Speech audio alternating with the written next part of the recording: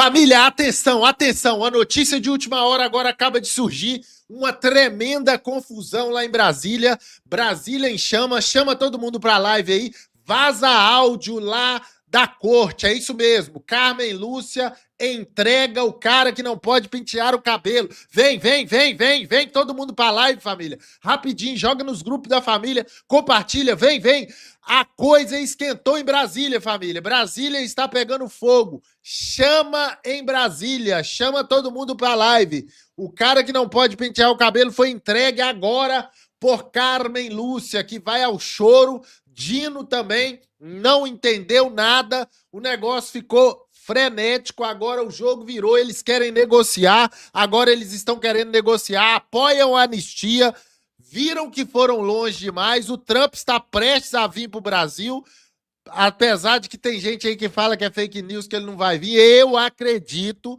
que Donald Trump virá visitar o presidente Jair Messias Bolsonaro. Se você acredita, comenta aí se você acredita. Coloca assim, eu acredito. Vem comigo na matéria, quem puder nos ajude aí através do Pix, você ajuda o nosso canal. O Pix é esse aqui, é o número de celular, DDD 31 996 911975, Gabriel Mendonça. Dá uma força aí, pessoal. Qualquer valor, nos ajude aí. Estamos em busca da verdade dos fatos na velocidade da web. Já se inscreva aqui no canal agora. Já aperta aí para se inscrever para você não me perder aqui. É só apertar aí para você se inscrever. E você que está acompanhando aqui pelo celular, 2 toquinhos na tela é o like. Dá o like aí, família. O joinha é importante demais para que o algoritmo dispare essa live, para que assim a verdade dos fatos alcance mais pessoas. Chama todo mundo para a live. Vem, porque o negócio tá ficando feio. A bruxa tá voando sem vassoura, o Saci tá andando de patinete e o bambu tá gemendo e o pau tá torando. Vaza áudio, Carmen Lúcia grita, chora, entrega.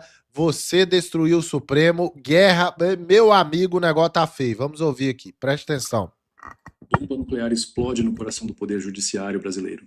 Um áudio devastador obtido com exclusividade por este canal revela uma reunião administrativa secreta do STF, que degenerou em confronto aberto, com a ministra Carmen Lúcia atacando furiosamente Alexandre de Moraes e acusando-o de destruir a credibilidade do Supremo com decisões arbitrárias e sem base constitucional. Na gravação de 14 minutos e 36 segundos, ouve-se claramente a voz alterada da ministra gritando: "Você ultrapassou todos os limites do Estado de Direito. Transformamos o tribunal em um monstro que agora está devorando a si mesmo." Mais chocante ainda, quando Moraes tenta intimidá-la, mencionando processos sigilosos, Carmen responde em tom explosivo: "Não me ameace. Acabou o tempo em que ficávamos todos calados por medo.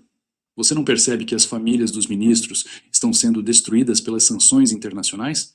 O áudio captura outros ministros tomando lados com gritos, acusações de traição e até objetos sendo arremessados, enquanto Barroso tenta desesperadamente acalmar os ânimos. Fontes do STF confirmam: a corte está agora dividida em facções hostis, com ministros que mal se falam, assessores que trocam acusações nos corredores, e um clima que um funcionário de alto escalão descreve como guerra civil institucional. Brasileiros de todo o país, preparem-se para testemunhar a implosão em tempo real da mais alta corte da República.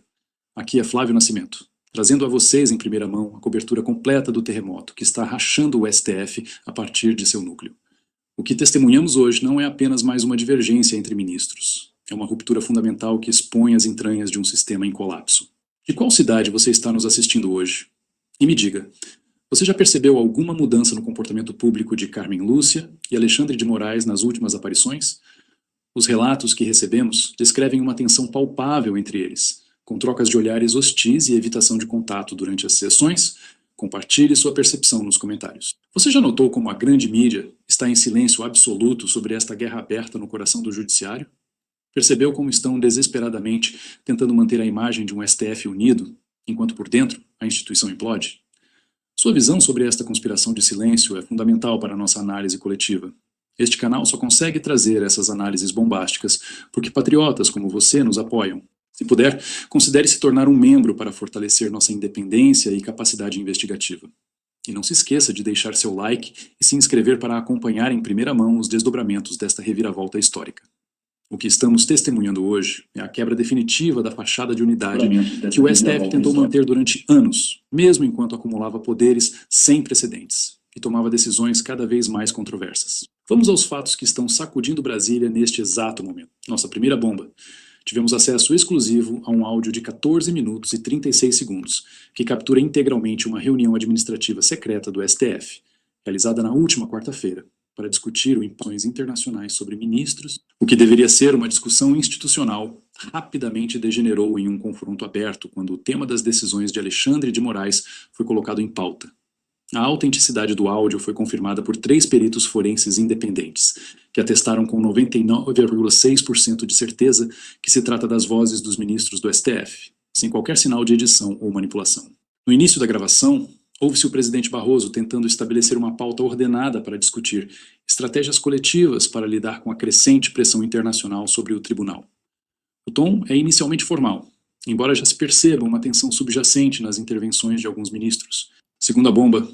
Aproximadamente 3 minutos após o início da reunião, quando Moraes começa a defender a manutenção e até ampliação dos inquéritos sob sua relatoria, Carmen Lúcia interrompe abruptamente com um tom de voz que nunca foi ouvido publicamente da sempre contida ministra. Até quando vamos continuar com essa farsa? Questiona ela, com a voz já alterada.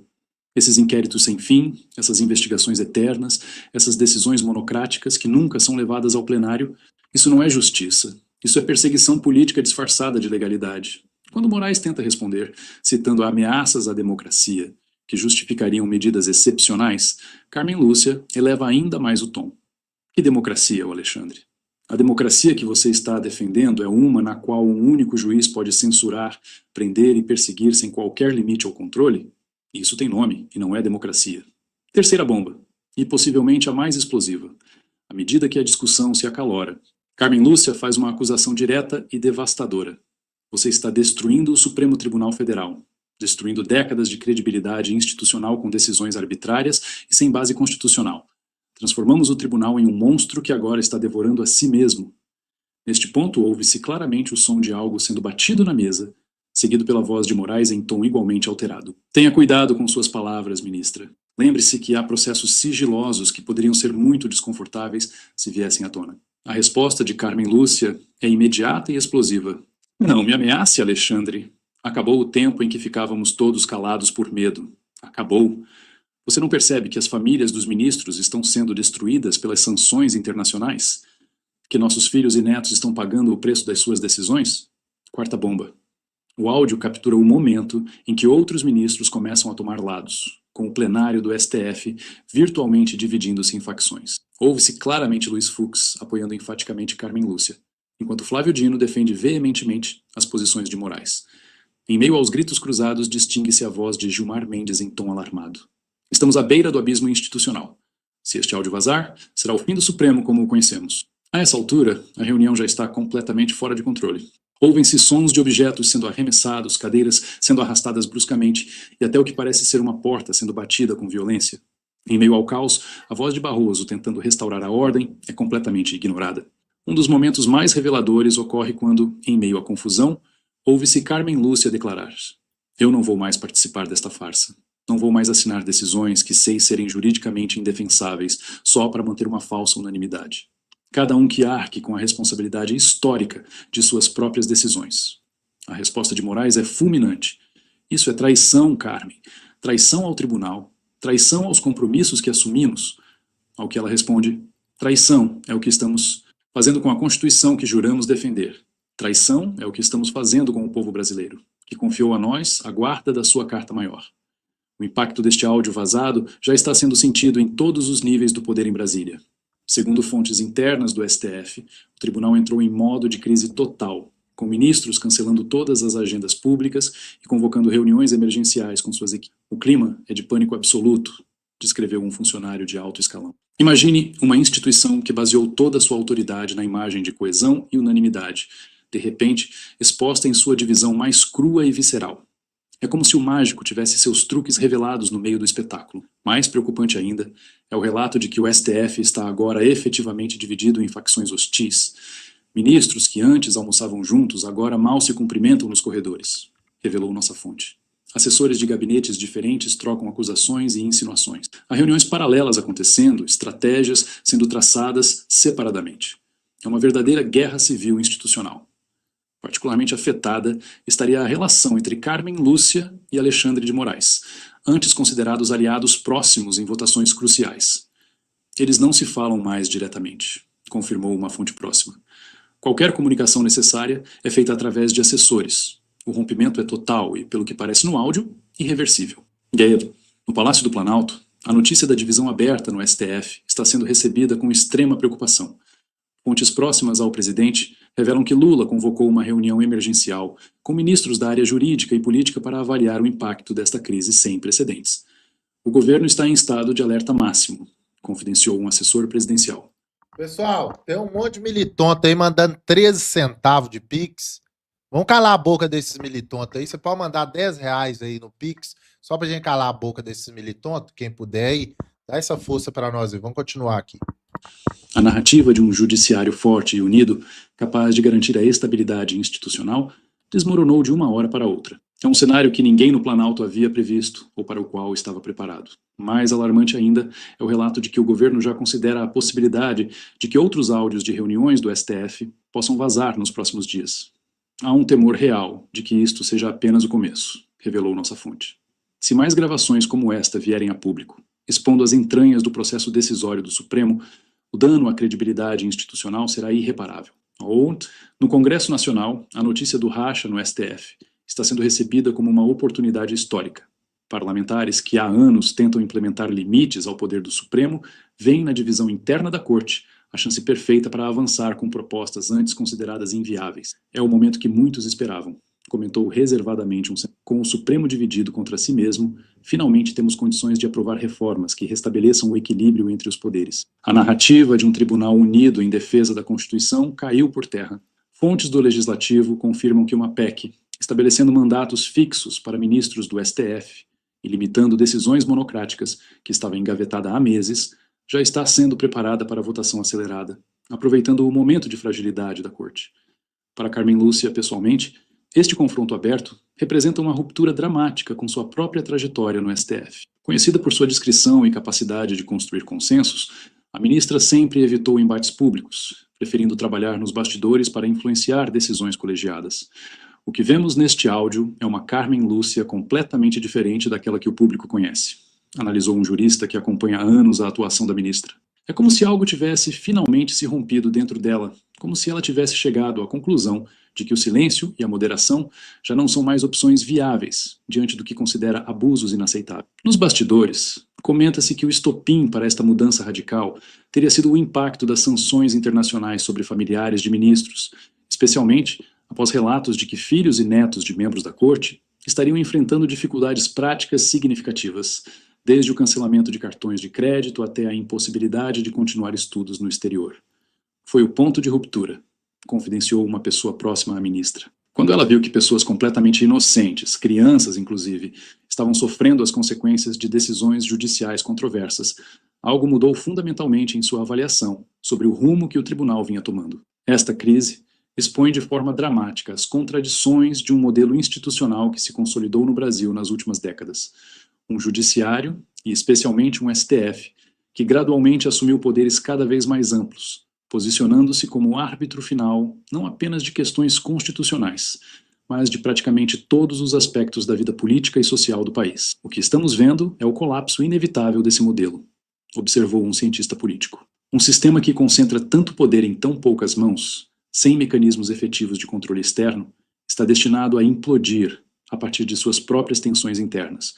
Foi o que aconteceu nesta reunião. No plano internacional, a notícia da divisão aberta no STF está sendo interpretada como um possível ponto de virada na crise entre Brasil e Estados Unidos. Fontes diplomáticas revelam que o governo americano já foi informado sobre o teor do áudio e vê nele sinais de que a estratégia de pressão via sanções individuais começa a produzir resultados. É exatamente o que Washington esperava, comentou um analista de relações internacionais. A ideia sempre foi pressionar individualmente os ministros até que as rachaduras internas começassem a aparecer. Este áudio mostra que a estratégia está funcionando melhor do que o previsto. Como sempre compartilho com vocês, mesmo nos momentos mais turbulentos, as sementes de esperança e renovação. A crise atual, por mais desestabilizadora que seja para as instituições envolvidas, pode representar uma oportunidade histórica para uma recalibração necessária do sistema judicial brasileiro. O confronto aberto entre Carmen Lúcia e Alexandre de Moraes, por mais dramático que seja, traz à luz debates fundamentais sobre os limites do poder judicial e os mecanismos de controle necessários em uma democracia saudável. A coragem da ministra em romper o silêncio, mesmo tardiamente, abre espaço para que outras vozes críticas se manifestem. Há sinais promissores nesse sentido. Nas últimas horas, juristas e acadêmicos que antes evitavam criticar o STF abertamente começaram a se manifestar, defendendo reformas que estabeleceriam limites mais claros para a atuação do judiciário. Talvez precisássemos chegar a este ponto de ruptura completa para finalmente enfrentar questões estruturais que evitamos por décadas, observou um professor de Direito Constitucional. O confronto entre Carmen Lúcia e Alexandre de Moraes, apesar de traumático para a instituição, pode ser o catalisador de uma renovação que o Brasil tanto necessita. Como observou um jurista, às vezes é preciso que um sistema exponha suas contradições internas mais profundas para que possamos reconstruí-lo sobre bases mais sólidas e equilibradas. Para ambos os ministros pessoalmente, este confronto representa um momento decisivo em suas trajetórias. Carmen Lúcia parece ter escolhido seu legado histórico, comentou um analista. Ela optou por ser lembrada como a ministra que teve a coragem de enfrentar o sistema por dentro, mesmo sabendo dos riscos e custos pessoais envolvidos. Quanto a Moraes, o desafio é igualmente existencial. Ele construiu sua atuação no STF como o defensor implacável contra supostas ameaças à democracia, observou um jurista. Agora, se vê acusado por uma colega respeitada de ser ele próprio uma ameaça às instituições democráticas. É uma reversão completa de narrativa. Nos próximos dias, acompanharemos cada desdobramento desta crise sem precedentes. O confronto aberto entre Carmen Lúcia e Alexandre de Moraes marca um ponto de inflexão na história do STF.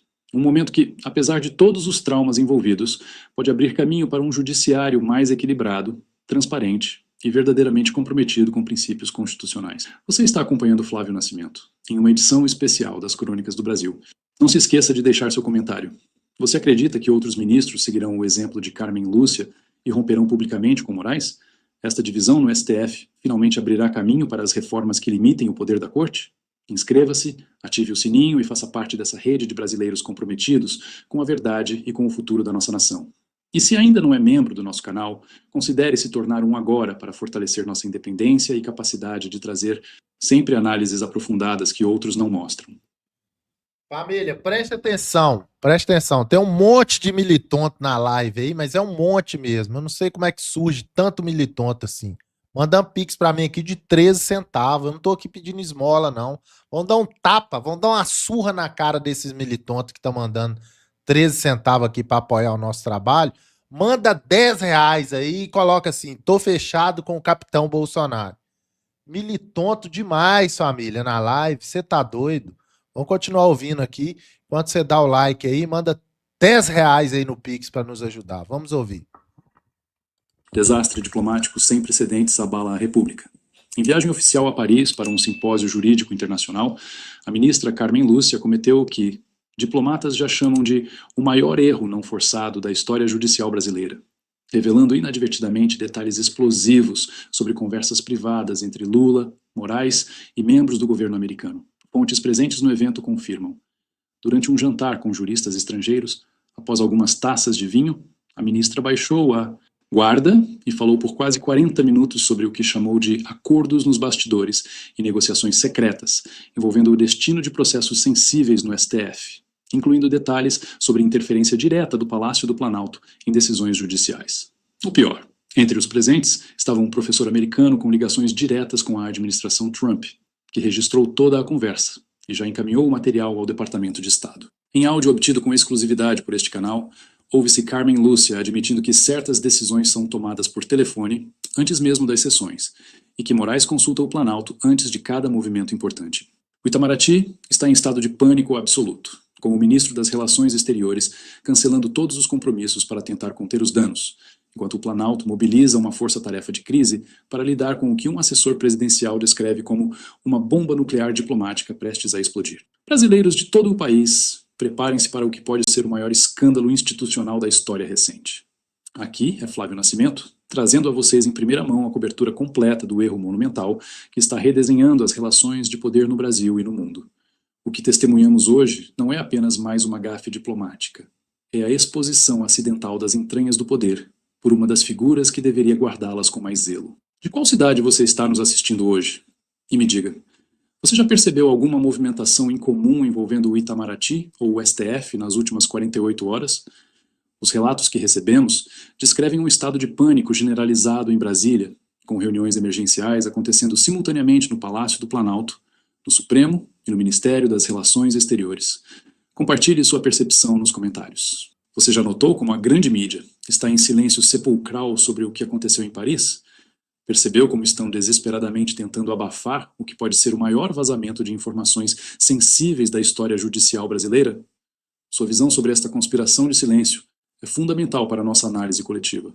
Este canal só consegue trazer essas análises bombásticas porque patriotas como você nos apoiam. Se puder, considere se tornar um membro para fortalecer nossa independência e capacidade investigativa. E não se esqueça de deixar seu like e se inscrever para acompanhar em primeira mão os desdobramentos desta reviravolta histórica. O que estamos testemunhando hoje é algo que nem o mais hábil roteirista de thriller político poderia imaginar. Uma das ministras mais discretas e cautelosas do STF, em um momento de inexplicável descuido, expondo involuntariamente os mecanismos ocultos que realmente governam as decisões judiciais de alto impacto no Brasil. Vamos aos fatos que estão abalando Brasília e Washington neste exato momento. Nossa primeira bomba, segundo fontes diretamente presentes no evento, a ministra Carmen Lúcia estava em Paris para participar do Colóquio Internacional sobre Independência Judicial e Estado de Direito, um simpósio prestigioso que reuniu juristas de diversos países. Após a sessão oficial de terça-feira, seguiu-se um jantar privado com cerca de 20 participantes selecionados em um restaurante reservado próximo ao Sena. O ambiente era de aparente descontração e confidencialidade, relatou uma fonte presente, o tipo de situação em que juristas de alto escalão costumam baixar um pouco a guarda, trocando impressões mais francas sobre os desafios que enfrentam em seus países. Segunda bomba. Conforme avançava o jantar, e após algumas taças de um premiado Bordeaux, a ministra Carmen Lúcia, normalmente conhecida por sua extrema discrição, começou a responder de forma surpreendentemente aberta a perguntas sobre o funcionamento interno do STF e sua relação com outros poderes no Brasil. Foi algo completamente fora de personagem, descreveu nossa fonte. Ela, que sempre foi a encarnação da cautela institucional, de repente estava falando sem filtros sobre como as decisões realmente são tomadas nos bastidores do Supremo. Um momento crítico veio quando um juiz europeu perguntou sobre a independência real do judiciário brasileiro face a pressões políticas. Em vez da resposta diplomática esperada, Carmen Lúcia embarcou em uma exposição detalhada que durou quase 40 minutos, revelando o que chamou de a realidade por trás da fachada institucional. Terceira bomba, e possivelmente a mais explosiva. Entre os presentes neste jantar estava o professor Richard Thornton, da Georgetown University, um acadêmico americano com conhecidas ligações com a administração Trump, que não apenas ouviu atentamente toda a exposição, como discretamente registrou a conversa. Thornton mal podia acreditar na sua sorte, confidenciou uma fonte próxima. Ele sabia exatamente o valor daquelas informações para Washington e tratou de documentar tudo meticulosamente. Segundo confirmações de múltiplas fontes, o material já foi encaminhado ao Departamento de Estado americano, onde está sendo tratado como inteligência de valor extraordinário para a estratégia de pressão sobre o judiciário brasileiro. Quarta bomba. Tivemos acesso a um trecho de 7 minutos e 48 segundos do áudio capturado durante este jantar, onde se ouve claramente a voz de Carmen Lúcia fazendo revelações que contradizem frontalmente a imagem pública de independência judicial absoluta que o STF sempre procurou projetar. Vocês acreditam mesmo que as grandes decisões são tomadas durante as sessões televisionadas? Ouve-se a ministra dizer, em tom quase irônico. A verdade é que tudo já está decidido muito antes, em telefonemas, em almoços privados, em negociações que o público nunca saberá que existiram. Em outro trecho devastador, ela admite, Alexandre de Moraes não dá um passo importante sem antes consultar o Planalto. Há uma coordenação completa entre certas decisões judiciais e a estratégia política do governo. Isto não é algo que admitimos publicamente, claro, mas é a realidade com a qual convivemos. Mais grave ainda, em determinado momento, a ministra aborda explicitamente as negociações entre o governo brasileiro e autoridades americanas sobre processos judiciais sensíveis. Há casos em que o destino judicial de certas pessoas é decidido não por questões jurídicas, mas por cálculos geopolíticos. Lula, pessoalmente, intervém quando o assunto tem implicações para as relações com os Estados Unidos ou China. O impacto dessas revelações já está sendo sentido em todos os níveis de poder em Brasília. Segundo fontes do STF, o tribunal entrou em modo de crise total, com o presidente Barroso convocando uma reunião de emergência com todos os ministros para tentar formular uma resposta institucional. É um cenário de desespero absoluto, descreveu um funcionário de alto escalão. Carmen Lúcia inadvertidamente confirmou exatamente o que os críticos mais severos do STF vêm alegando há anos, que decisões são tomadas com base em considerações políticas, não jurídicas, e que há coordenação direta com o executivo em casos sensíveis. Particularmente afetado estaria Alexandre de Moraes, explicitamente mencionado nas revelações de Carmen Lúcia como alguém que coordena suas decisões com o Planalto. Moraes está absolutamente furioso, revelou uma fonte próxima. Ele vê isso como uma traição imperdoável por parte de Carmen, expondo justamente o tipo de informação que poderia ser usada para questionar a legitimidade de todos os seus inquéritos e decisões. No Palácio do Planalto, a situação não é menos dramática. Fontes da presidência confirmam que Lula cancelou todos os compromissos assim que foi informado sobre o teor das revelações de Carmen Lúcia, convocando imediatamente seus principais assessores jurídicos e diplomáticos. O presidente está em estado de choque, confidenciou um assessor direto. Estas revelações atingem o coração da estratégia de governo, que dependia fundamentalmente da coordenação silenciosa com certos setores do judiciário. Ter isso exposto publicamente, e ainda por cima para os americanos, é um pesadelo em todos os níveis. O Itamaraty, por sua vez, está em estado de emergência total, com o ministro das Relações Exteriores cancelando uma viagem oficial à Europa para coordenar pessoalmente os esforços de contenção de danos. Diplomatas brasileiros em Washington foram instruídos a monitorar de perto qualquer sinal de como a administração Trump pretende usar as informações vazadas por Carmen Lúcia. É uma bomba nuclear diplomática, avaliou um embaixador experiente. A ministra essencialmente entregou ao governo americano uma confissão oficial de que o judiciário brasileiro opera, com base em considerações políticas, não jurídicas, e que há interferência direta do executivo em decisões judiciais. É o tipo de material que pode fundamentar sanções internacionais muito mais amplas. Nos Silas-Ewa, as primeiras reações já começam a surgir. Fontes próximas à administração Trump revelam que o presidente foi pessoalmente informado sobre as revelações de Carmen Lúcia e teria classificado o material como ouro puro para sua estratégia de pressão sobre o Brasil. Trump vê isso como uma validação completa de tudo o que ele vem dizendo sobre o judiciário brasileiro, comentou uma. A ministra essencialmente confirmou que as decisões que ele criticava como perseguição política realmente são motivadas por interesses políticos, não por considerações jurídicas objetivas. Para Carmen Lúcia, pessoalmente, o episódio representa uma catástrofe sem precedentes. A ministra, que ao longo de sua carreira cultivou uma imagem de extrema discrição e rigor técnico, agora se vê no centro do que pode ser o maior escândalo da história recente do STF. Ela está devastada, revelou uma pessoa próxima. Percebeu a dimensão do erro que cometeu e suas potenciais consequências não apenas para sua carreira, mas para a credibilidade de toda a instituição. É uma situação de colapso pessoal e profissional. Nos bastidores, já se discute a possibilidade de que Carmen Lúcia seja forçada a renunciar. Há uma pressão crescente de outros ministros para que ela se afaste, assumindo toda a responsabilidade pelo vazamento e tentando assim limitar o dano institucional, confirmou uma fonte próxima ao tribunal. O episódio levanta questões profundas sobre a real independência do judiciário brasileiro e sobre os mecanismos de poder que operam nos bastidores das instituições. As revelações de Carmen Lúcia essencialmente confirmam o que muitos críticos vêm apontando há anos, que decisões judiciais de alto impacto político são frequentemente o resultado de articulações e pressões que nada têm a ver com considerações estritamente jurídicas. É a exposição crua do sistema por uma insider do mais alto nível, observou um cientista político. A ministra não apenas confirmou a existência de interferência política em decisões judiciais, mas detalhou como isso acontece na prática, citando nomes e procedimentos específicos. É um golpe potencialmente fatal para a credibilidade do STF. No plano internacional, o impacto promete ser igualmente devastador. A imagem do Brasil como uma democracia com instituições independentes sofre um golpe brutal quando uma das mais altas autoridades judiciárias do país admite que decisões são coordenadas com o executivo e influenciadas por cálculos políticos. É o tipo de confissão que países autoritários tentam desesperadamente evitar que venha a público, comentou um analista de relações internacionais. Carmen Lúcia essencialmente desmascarou a fachada democrática que o Brasil tenta projetar, revelando mecanismos de poder que se assemelham mais a regimes autoritários do que a democracias consolidadas. O timing não poderia ser pior para o Brasil.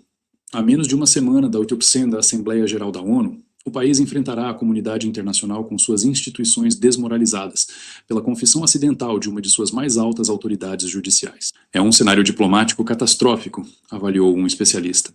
Lula terá que discursar na ONU sabendo que todos os presentes estão cientes de que sua administração interfere diretamente em decisões judiciais, conforme admitido por uma ministra do Supremo. Como defender a democracia brasileira depois disso? Como sempre, compartilho com vocês, mesmo nos momentos mais turbulentos, as sementes de esperança e renovação. A crise atual, por mais desestabilizadora que seja para as instituições envolvidas, pode representar uma oportunidade histórica para uma refundação necessária do sistema judicial brasileiro. As revelações involuntárias de Carmen Lúcia, por mais constrangedoras que sejam, trazem à luz mecanismos de poder que precisam ser expostos e corrigidos, para que tenhamos instituições verdadeiramente independentes e democráticas. A transparência, mesmo quando forçada por um erro diplomático, é sempre preferível à manutenção de fachadas institucionais que ocultam a realidade. Há sinais promissores nesse sentido. Nas últimas horas, juristas e acadêmicos que antes evitavam criticar o STF abertamente começaram a se manifestar, defendendo reformas profundas que garantam a independência real do judiciário, não apenas sua aparência. Talvez precisássemos deste choque de realidade para finalmente enfrentar questões estruturais que evitamos por décadas, observou um respeitado constitucionalista. O erro de Carmen Lúcia, apesar de devastador para ela e para a instituição, pode ser o catalisador de uma renovação que o Brasil tanto necessita. Como observou um jurista, às vezes é preciso que as máscaras caiam completamente para que possamos finalmente encarar a realidade e começar a construir instituições genuinamente independentes e democráticas. Nos próximos dias, acompanharemos cada desdobramento desta crise sem precedentes. O erro diplomático de Carmen Lúcia marca um ponto de inflexão na história do judiciário brasileiro. Um momento que, apesar de todos os traumas envolvidos, pode abrir caminho para instituições mais transparentes, independentes e verdadeiramente comprometidas com princípios democráticos, não com articulações políticas nos bastidores. Você está acompanhando Flávio Nascimento em uma edição especial das Crônicas do Brasil. Não se esqueça de deixar seu comentário. Você acredita que Carmen Lúcia deveria renunciar após este erro monumental? As revelações sobre interferência política em decisões judiciais justificariam uma investigação internacional?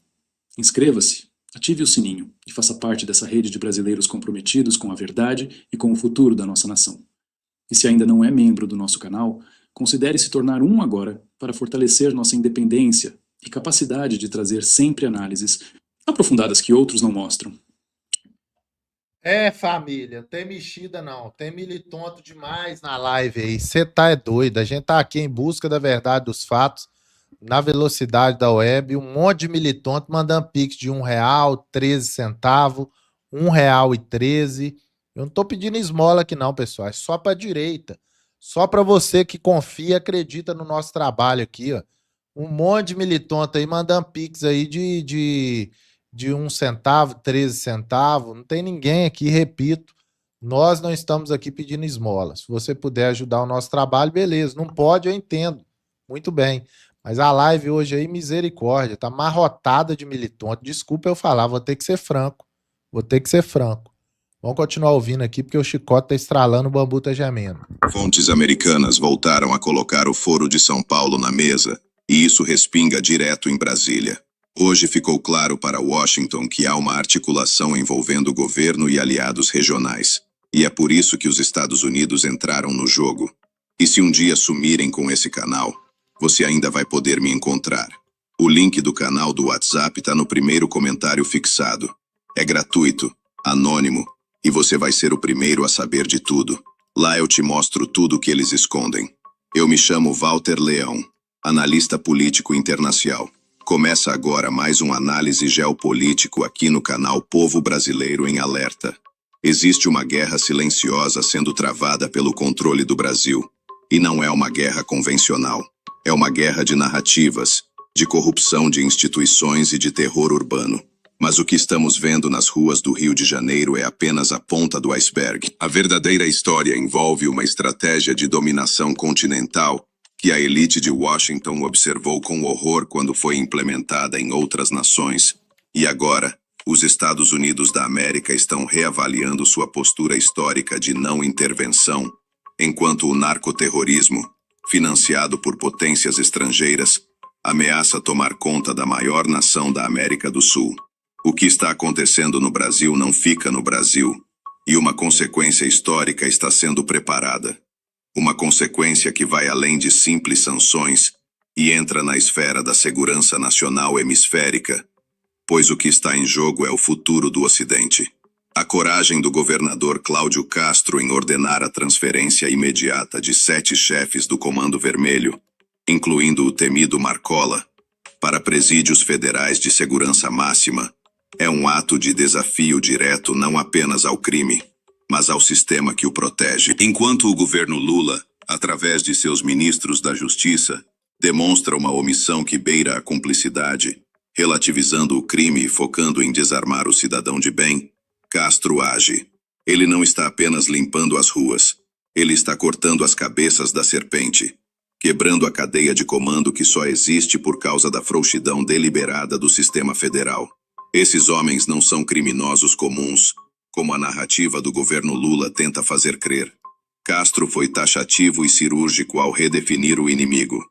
É narcoterrorismo nacional e transnacional.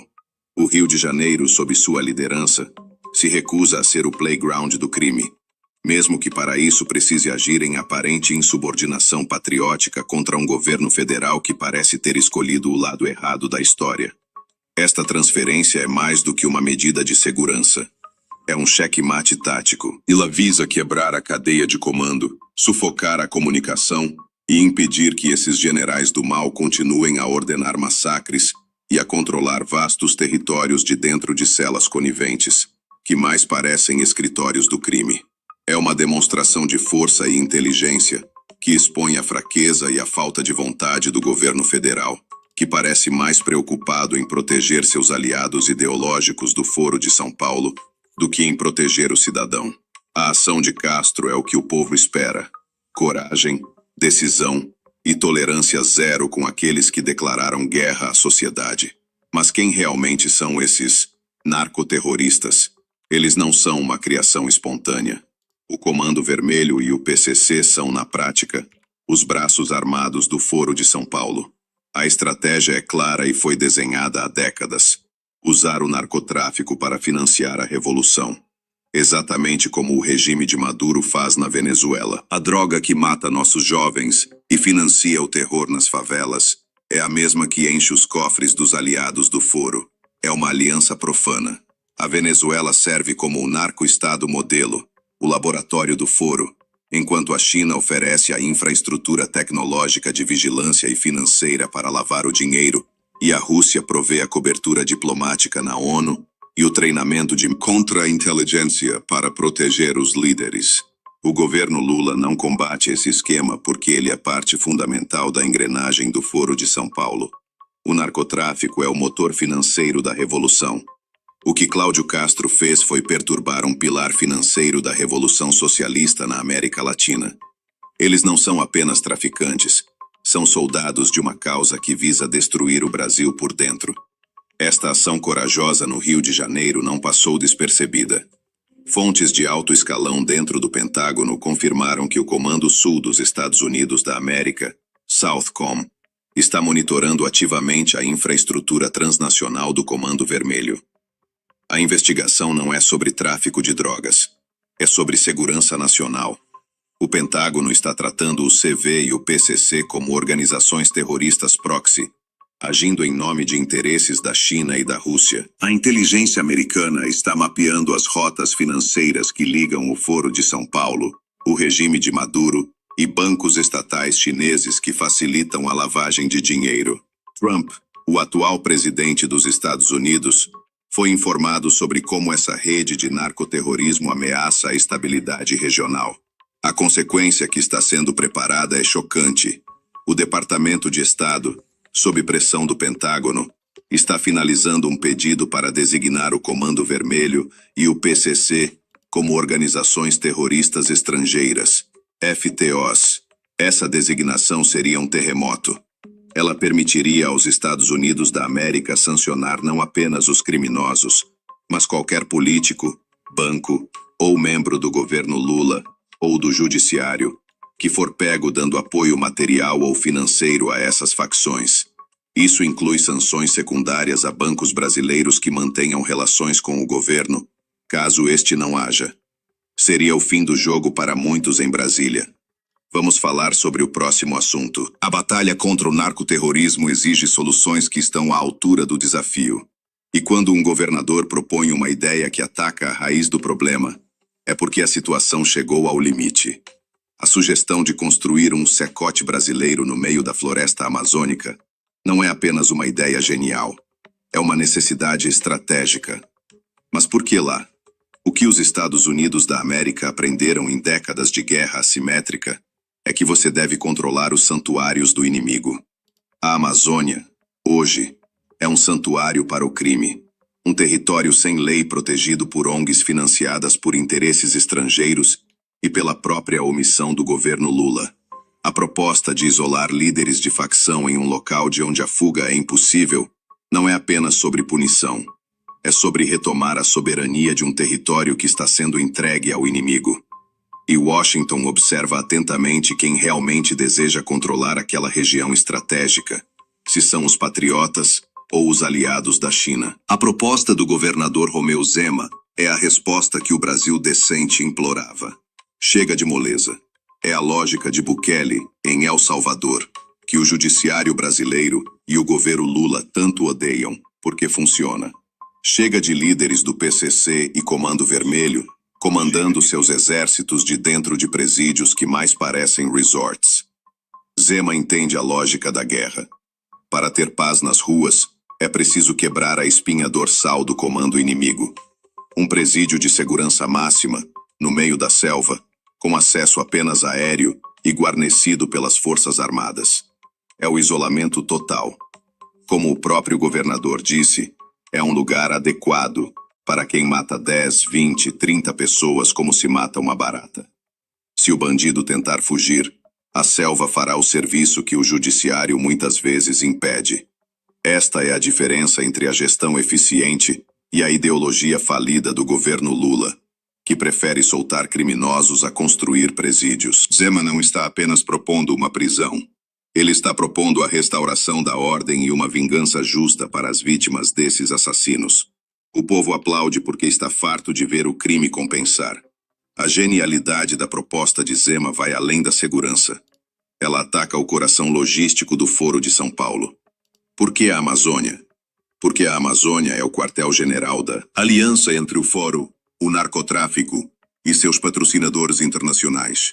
É na vastidão da selva que as fronteiras porosas com a Venezuela de Maduro e a Colômbia socialista permitem o fluxo de drogas e armas. É lá que o garimpo ilegal, protegido pelo PCC e financiado por capitais chineses, destrói o meio ambiente para lavar dinheiro, muitas vezes sob a fachada de ONGs ambientalistas. É lá que consultores russos, disfarçados de técnicos, oferecem treinamento de guerrilha. A Amazônia é o cofre do Foro de São Paulo. Ao propor um secote brasileiro ali, Zema está simbolicamente e estrategicamente fincando a bandeira do Brasil patriota no centro do território inimigo. Ele está dizendo que a selva não será mais o esconderijo deles, será a sua prisão. A ousadia da proposta gerou um rebuliço internacional. A CIA, que há anos monitora as atividades de potências estrangeiras na bacia amazônica, está compilando um dossiê explosivo. A agência não está preocupada com o presídio, mas com o que ele representa. Relatórios de inteligência humana, UMINT, confirmam a presença de agentes de inteligência da China e da Rússia em reuniões clandestinas com líderes do Foro de São Paulo, sob a proteção armada de facções. A investigação da CIA, que está sendo entregue diretamente a Trump, o atual presidente dos Estados Unidos, revela um plano para usar a Amazônia como uma plataforma de lançamento para a desestabilização de todo o continente. A consequência sendo discutida em Washington é um movimento sem precedentes. Usar a Corte Internacional de Justiça, CIJ, não o Tribunal Penal Internacional, ICC, que é politizado, para acusar formalmente os líderes do Foro de São Paulo e membros do governo Lula, a eles associados, citando seus nomes, por facilitar crimes de ecocídio e financiar o terrorismo transnacional, usando as próprias evidências de infiltração chinesa e russa como base. Seria uma acusação que o judiciário brasileiro não poderia ignorar. Vamos falar sobre o próximo assunto. A guerra que vemos não é travada apenas com balas nas favelas ou com projetos de lei no Congresso. A frente de batalha mais perigosa é a que ocorre dentro dos tribunais. O lawfare, a guerra jurídica, é a ferramenta preferida dos regimes autoritários. Os Estados Unidos da América documentaram extensivamente como os soviéticos usavam julgamentos de fachada para eliminar dissidentes.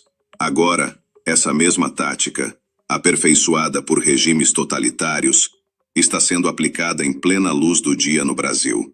E a comunidade de inteligência em Washington está observando para ver se a democracia brasileira sobreviverá a este ataque interno coordenado.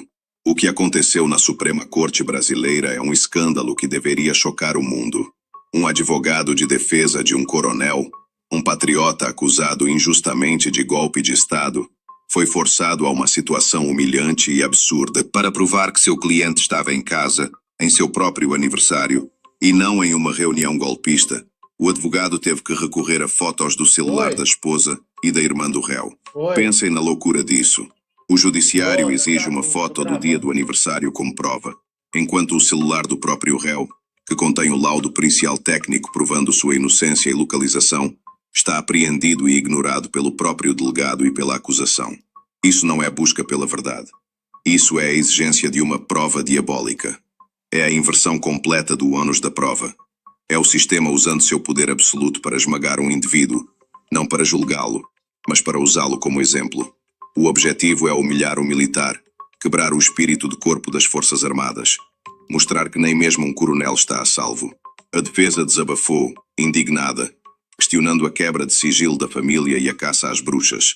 Este não é o devido processo legal, é a tirania judicial. Este método não é um acidente, é um manual. É a cartilha do Foro de São Paulo sendo aplicada letra por parte do judiciário. O objetivo é o mesmo usado em todos os países que sucumbiram ao socialismo: neutralizar as forças armadas e os patriotas. Como? Através do lawfare. Eles criam um crime que não existiu, golpe. Acusam aqueles que se opõem ao sistema e depois usam o próprio judiciário para um processo de fritura lento e doloroso.